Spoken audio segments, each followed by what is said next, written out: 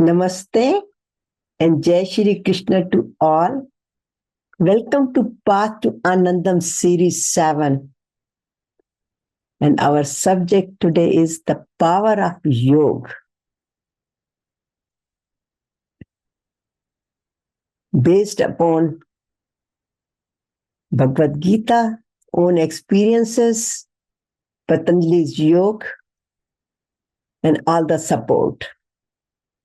And thank you very much, Guruji, for your blessing.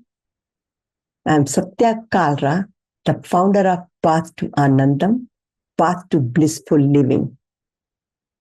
And with Guruji's blessing, all these bestsellers on Amazon, #1 bestsellers, are guided and blessed by Guruji and many other saints. Based upon Bhagavad Gita and connection of body, mind, and soul, connection of spirituality and science. Being a medical scientist, many advantages, benefits are addressed with the data in many of these talks. And again, thank you very much for joining.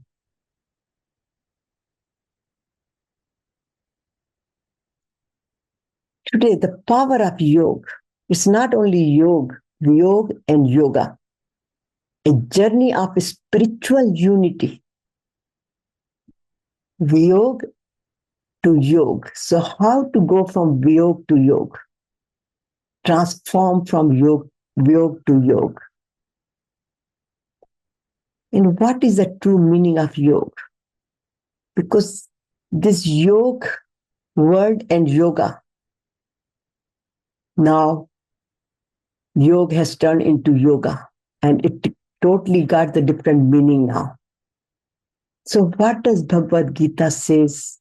And what is the Yog versus Viyog and causes of Viyog? And how to perform Yog? And why to perform? What are the benefits of doing it? What are the practices we're supposed to be doing? And what is our homework and our sankalpa? And how we can enrich and make it part of our conscious and subconscious mind to reach to our supreme conscious, Paramatma. And today's mantra is, I am the best yogi.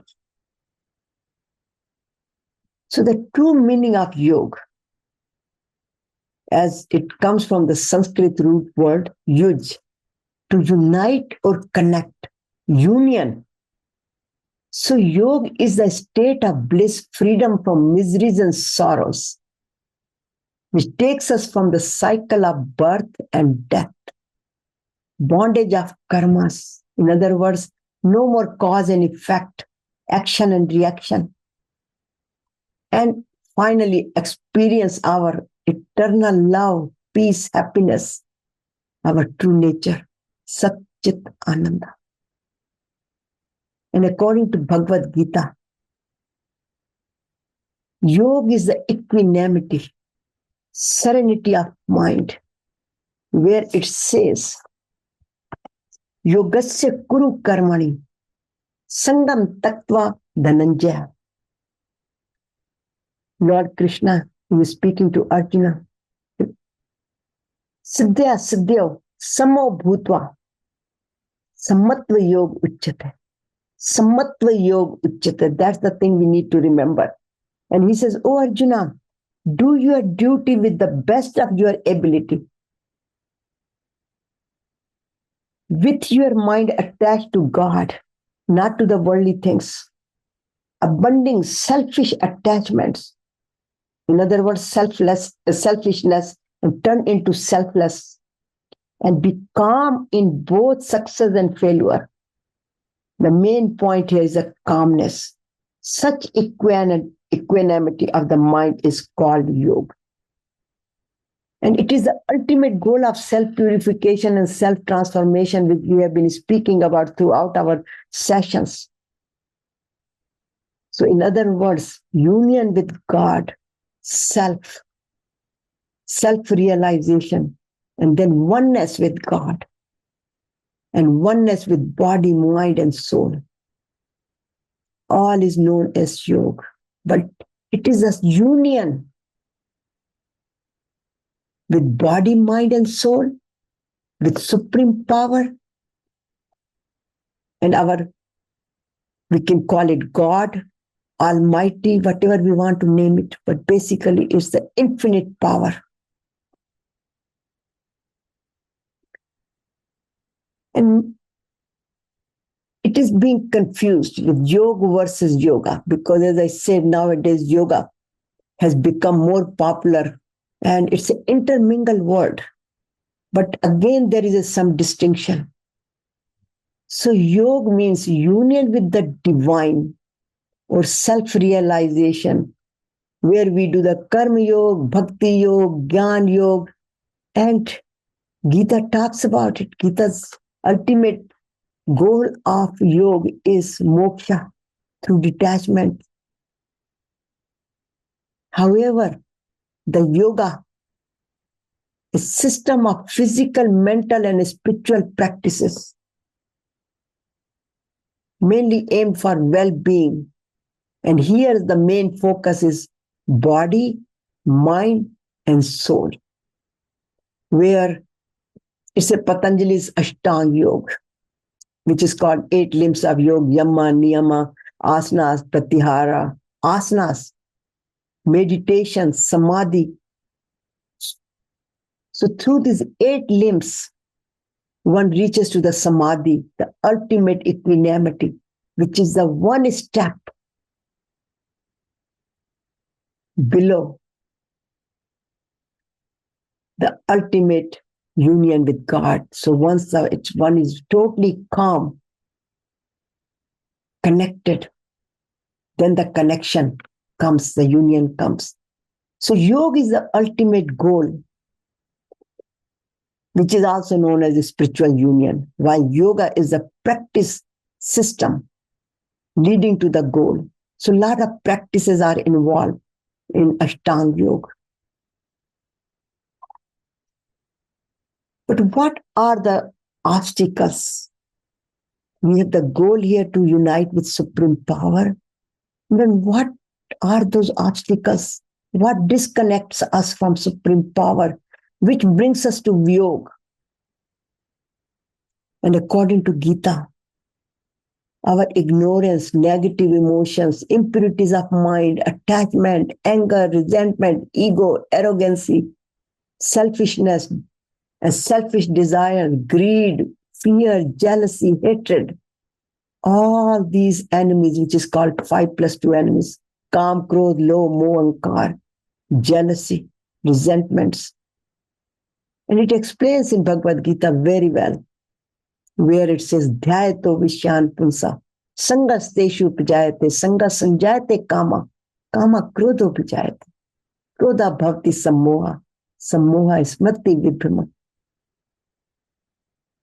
Buddhi Nasha Vidachati. In other words, Kam, Krodh, Lobh, Moh are the major barriers and cause of our view, which disconnect us from the supreme power. Like when we are very in a good mood and all of a sudden something tells us something which we do not like or does not resonate with us, or in other words, criticizes, or we get some phone calls or whatever the things which do not suit to our system, we get upset. And then our calmness goes out of the window. We are not calm anymore. So we all have experienced that how we get disturbed with how do we go to Ashanti, the peaceful life.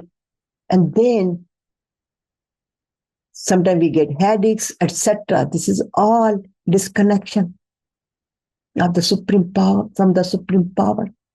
And Patanjali Yoga also explains very well. And they actually say these are the 9 obstacles, which are the disease, emotional pains, nervousness, anxieties, lethargicness, laziness, doubts, carelessness, worldly mindness. In other words, maya, attachments, delusions. And this attachment of the stages, instability. So all these you can see negative emotions, anxiety, fear, anger, resentment, diseases. This results into diseases. And this disconnects us from the supreme power. Because we are in miseries and we are in pains. And what happened? This is the cause of our birth and death, because we are always thinking about worldly things and doing the action according to it. Cause and effect comes in the life. So question is then how to overcome these obstacles. As we discussed in the previous session, do self-purification, Atma Shuddhi. In other words, start getting rid of these one by one. Or at least get rid of one thing, then the rest will follow. And then the transformation comes. As I said, Adat buri sudhar lo ho gaya bhajan. Then our rage, little by little, our habits start changing. We start transforming.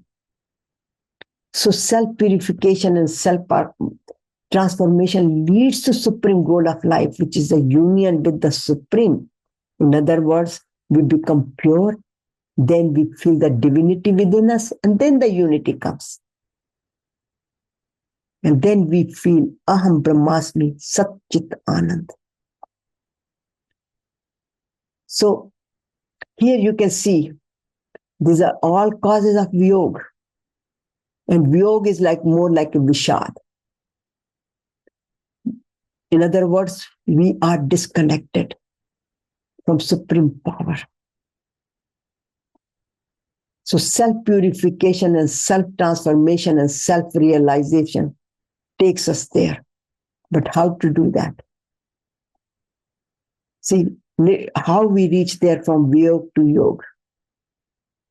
Here comes Bhagavad Gita. Because Bhagavad Gita, in the beginning, it is say Yog Shastra, where it is 18 chapters. And each chapter represents a yoga, where it is further divided. Karma Yog, Bhakti Yog, Jnana Yog, Dhyan Yog, but it starts with the Vishad Yog, where Arjuna was totally disconnected. He was disheartened. He was not the same Arjuna anymore, who was a hero. But then hero becomes a zero, because he totally got disconnected. He did not even want to perform his duty anymore. His body was shivering.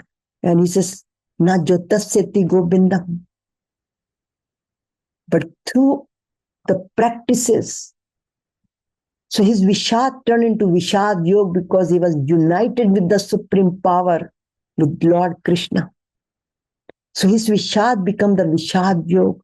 Similarly, our Viyog, our separation, could turn into Viyog, into Yog.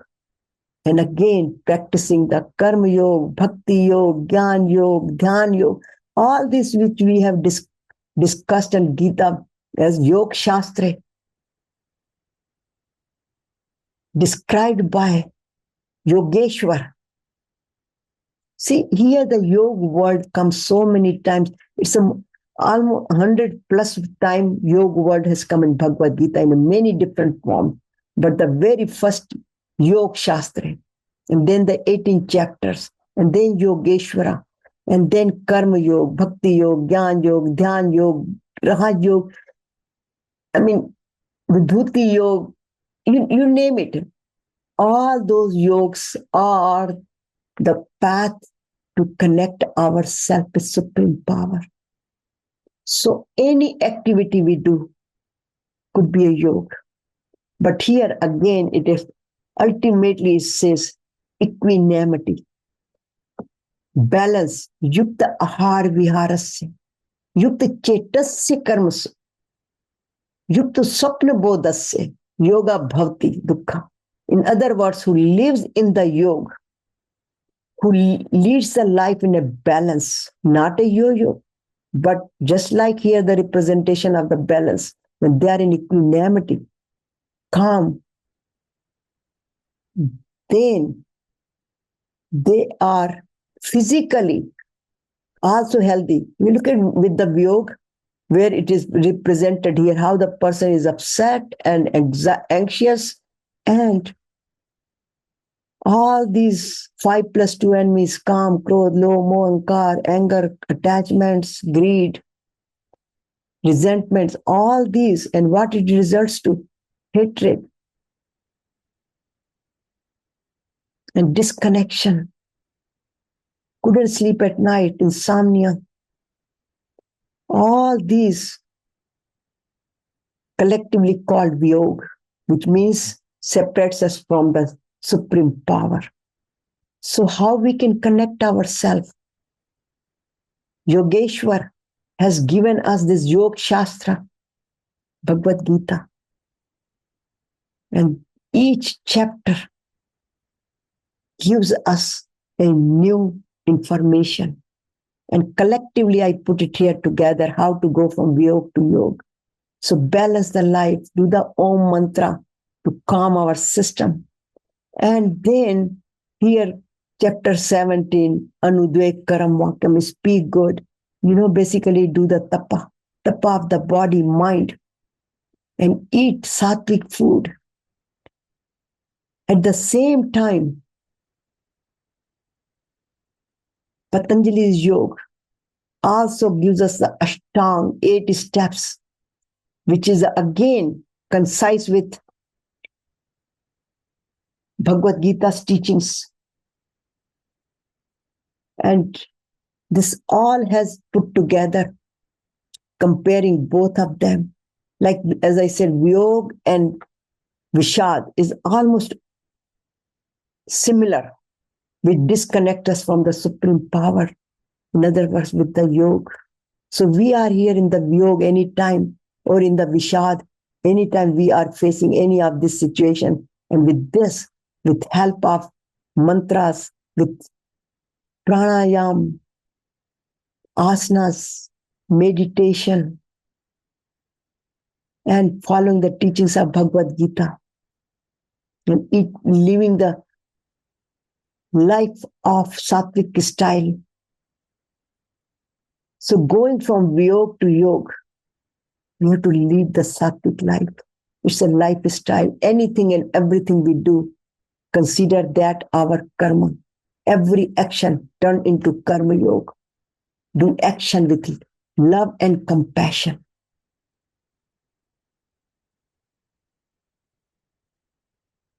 So these are the benefits by when we practice that. Our life is balanced. Our body, mind, and soul is peaceful. So it says it improves our mental health, our physiological system, cardiovascular system, blood pressure, boost our immune system. And this is all comes in the journals, many American journals, Nature, Humanity. So, and these studies are done in Stanford, Harvard, many Ivy organizations, universities, Yale University, etc. And it's not just a benefit to body, but also it connects us. Our mind is more stable. We are not living a yo-yo life, kabhi khushi, kabhi gum. Then we are more in the stable, more in the neutral form, more in the equanimity form. So our body is healthy. Our mind is peaceful. And we become dear to God. Means dear to not just God, but we live our relationship is more nurtured, more happy. So we are happy in the family life, in the social society, etc., and also dear to God. And then this is called ultimate union of body, mind, and soul, where we experience that I am love, I am peace, I am Anandam, I am Chit Ananda. So ultimate benefit here comes. We become the best yogi because we are free from negative emotions. We have a balanced life and live in God's consciousness. So we are free from desires, anger, greed, attachment, ego, fear, jealousy. In other words, we are free from all. Where Bhagwan Ji also says to Arjun that be a yogi. In other words, perform your action with love and compassion and be calm. Where he says, tapasviyo vidyako, yogi, ज्ञानी अभ्योपि मतो अधिक कर्मणि च दिक्को yogi tasmat yogi bhav Arjun.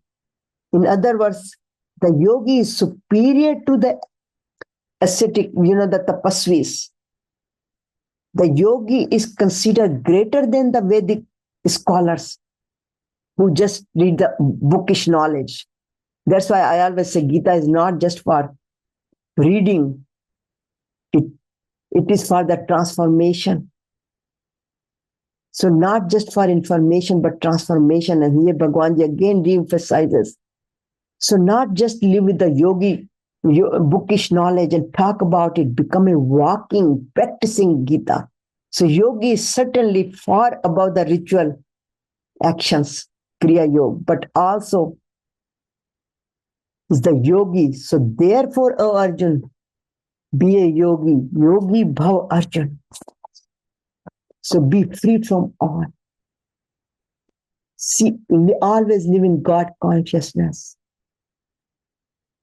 So ultimate benefits, karma yoga, bhakti yoga, jnana yoga, raj yoga, dhyan yoga, brings awareness, purification, self-transformation, and gives us the balanced life and holistic health, well-being. And then, of course, we get the self-knowledge, not just the self-knowledge, but the jnana which comes from eternal. So freedom from miseries.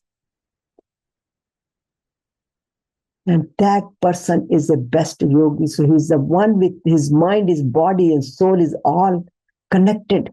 They see God in everywhere, in themselves and in others.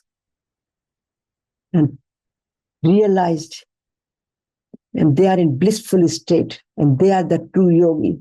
So here you can see the equanimity, where one is faith, calmness, living God's consciousness, very healthy, peaceful, all this wellness, all you see, these are the signs of equanimity, but ultimately love, peace, Anandam.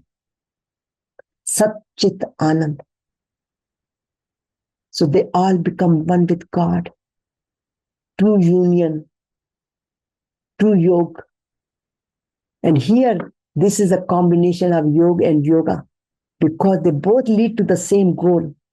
Though yoga is the practices and yoga is the path. So again, practice for Viyog to Yog. In other words, union with God. So self-purification, overcoming the obstacles, live in mindfulness with supreme power, and do the daily practices. Yog Shastra, read the Gita, Yog Shastra, and practice the Ashtanga Yogas, which is these are the sadhanas, pranayam, yoga, surya namaskar, sun salute, meditation, and practice. As Bhagwan Ji says, Udher Atma Atmanevna Atmanev Vasadayat Atmanevi Atma Bandhu Atmanev Ripur Atmana. In other words, mind is our friend or mind is our enemy. We should make mind our friend with all these practices. And then he says, follow the golden rule. Treat others the way you want to be treated. In other words, see God in everyone, not just in yourself, like we say, Aham Brahmasmi. No, everyone is a Bhagwan Karu. Everyone is the creature. God has not put anybody in situation or did not create anybody who does not have anything good to offer. So sometimes we do not see it and we just judge others. But here it says, follow the golden rule. Treat others the way you want to be treated. Practice, live in God's consciousness. And then here I just reminded all these that we started with awareness. Then we started samvad, not vivad. Then udasinta, not udas. Then anipeksha, not apeksha. And then we had the atma shuddhir, not ashuddhi. And now here is the yog, how to go. But we must understand, if there is no vishad, there is no Viyog in our life, then we do not even consider, we think, we start living in enjoying the life and parties and all that. And then all of a sudden when we become sick or all that, that brings us close to God. Like when Arjuna was in Vishad, then he unites with Supreme Power. He asked him, what should I do? Karpanye dosho path svabhava pashtami tvam sam jeta. Yacha saisyani nishchitam brumi tanme. Shishyastyam shadi mam tvam prapanyam. So he turned his Vishad into Vishad Yog by surrendering to Supreme Power. So when Viyog comes, it gives us an opportunity to become self-aware, analyze, why am I so unhappy? What are these causes?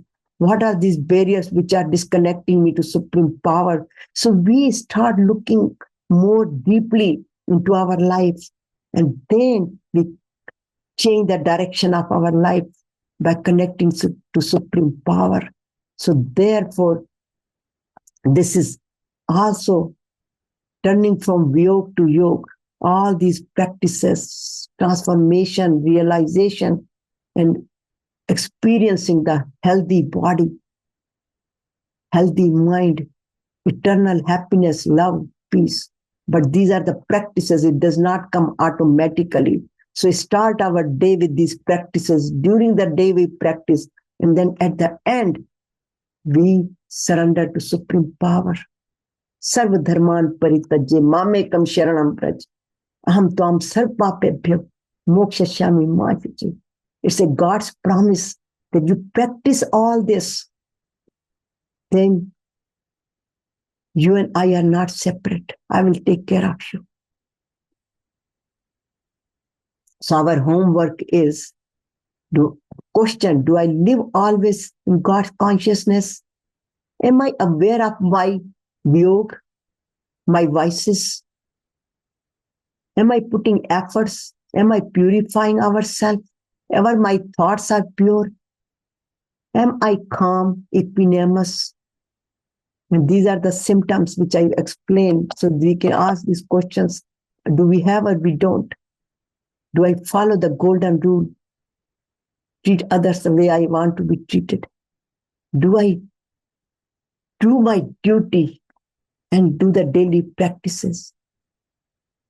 So the tip here is practice Yog, not just live in Viyog, but unite with Supreme Power, bring God in life, bring Yogeshwar in life, bring Yog Shastra Gita in our life. And then our sankalpa is, I'm a perfect yogi. I'm happy, healthy, and peaceful. I'm the best yogi. So that sankalpa, little by little by little, shanai shanai uppar mein, little by little, step by step, we will, our conscious mind and our with the help of our conscious activities, conscious mind, our subconscious mind gets purified and we are more connected with the Supreme Power. So thank you very much for attending this series, Path to Anandam series. the power of yoga